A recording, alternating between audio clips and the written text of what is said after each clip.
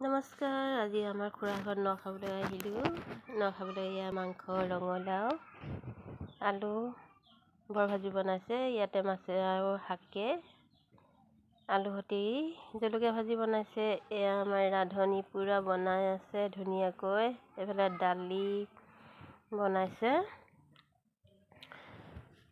আমাৰ আকৌ খুৰাই বৰ ধুনীয়াকৈ বনাই দেই ভাত চব্জি, বহুত টেষ্টি লাগে খাই। এয়া আমাৰ ভাত চব্জি দালি চব ৰেডি হৈ গ'ল। আজি নখোৱা ভিডিঅ'টো আপোনালোকৰ ওচৰত শ্বেয়াৰ কৰিছোঁ। কেনেকুৱা লাগে কমেণ্ট কৰি জনাব। আজি আমাৰ খুৰা ঘৰত কেনেকুৱা নিয়ম নীতিৰে নখোৱালে। এইফালে সাজৰ গিলাচ আৰু মাংস ভাজি।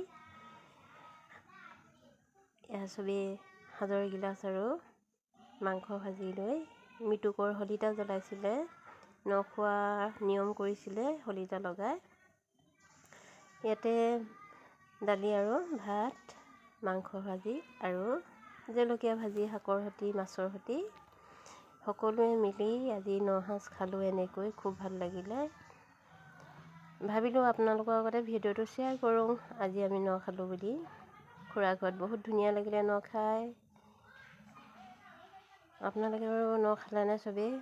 আমি হ'লে কালি খালোঁ দেই চবেই একেলগতে মিলি।